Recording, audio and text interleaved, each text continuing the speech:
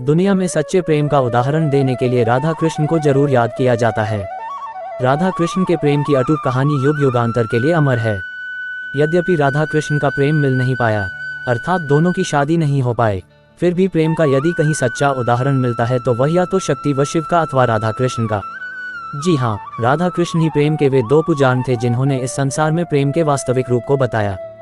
प्रेम के लिए त्याग क्या होता है, इस बात को दुनिया के सामने हमेशा के लिए अमर कर दिया। कन्हैया जब 8 साल के थे तब राधा और कृष्ण दोनों के प्रेम की गहरी अनुभूति का मिलन हो गया था। कहा जाता है कि राधा व कृष्ण का प्रेम जीवात्मा और परमात्मा का मिलन है। नंद नंदन, मुरली मनोहर, बंसी बजाने वाले कन्हैया को संपूर्ण ब्रह्मांड में केवल 2 ही चीजें सबसे ज्यादा प्रिय थीं, एक बांसुरी और दूसरी राधा। कन्हैया की बंसी की मधुर तान से ही राधा कन्हैया की ओर खींची चली आती थी। कभी कभी राधा कन्हैया की बंसी को चुरा ले जाती थी। नटखट कन्हैया फिर उसको ढूंढ लेते थे। अतः राधा कृष्ण का प्रेम संसार को एक नई प्रेरणा देने वाला रहा है। हैरान करने वाली बात यह है कि आज हम आपको राधा की मृत्यु कैसे हुई यह बताने जा रहे हैं। राधा कृष्ण के चाहने वाले हम सभी को भले ही यह बात थोड़ा दुखद सी लगती है, लेकिन ये सत्य है कि राधा कृष्ण से मिल नहीं पाए और राधा की शादी कहीं और हो गई थी। अंततोगत्वा राधा की मृत्यु भी हो गई थी। आइए जानते हैं राधा की मृत्यु कैसे हुई, इसका पूरा रहस्य व पूरी सच्चाई जानने के लिए अंत तक सुनते रहिएगा। राधा कृष्ण के प्रेम के अंतिम पल।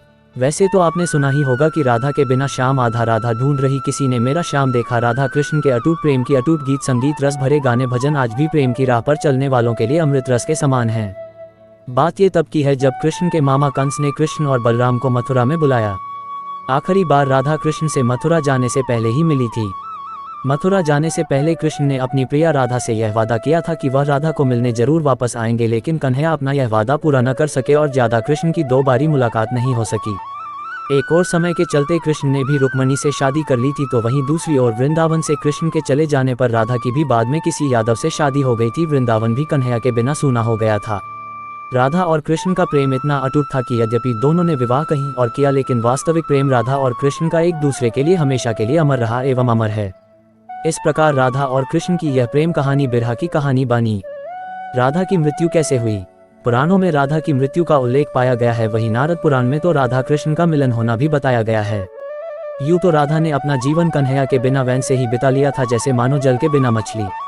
तुमसे मिलने को ए मुरली वाले, दिल के अरमा मचलने लगे हैं, जैसे जल के बिना तड़पे मछली, हम भी ऐसे तड़पने लगे हैं। इस तरह कृष्ण की प्रेम दीवानी राधा ने अपना पूरा जीवन कृष्ण के प्रेम में ही अर्पित कर दिया। अंत समय में राधा कन्हैया को मिलने द्वारिका पहुंचती है। यहीं से राधा की मृत्यु की कहानी जुड़ जाती है। द्वारिका पहुंचने के बाद राधा अपने प्रियतम कृष्ण से मिलकर प्रेम आंसू बहाती है। वह अपने कन्हैया को बंसी बजाने के लिए कहती है। इस तरह द्वारिका में राधा काफी समय कृष्ण के साथ गुप्त रूप से रहने लगती है।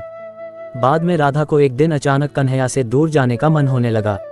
अर्थात राधा को ये लग गया था कि अब कृष्ण को पाने के लिए मुझे फिर से कन्हैया के हृदय में अपना स्थान स्थापित करना होगा।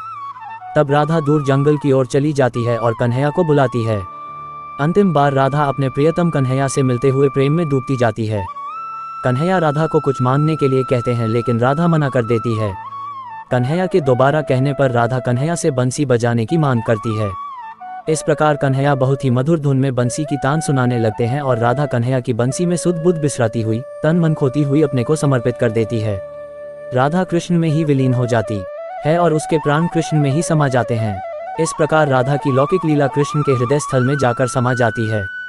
राधा रानी और श्री कृष्ण को चाहने वाले चैनल को सब्सक्राइब करें, कमेंट में जय श्री कृष्णा, राधे राधे लिखे। धन्यवाद।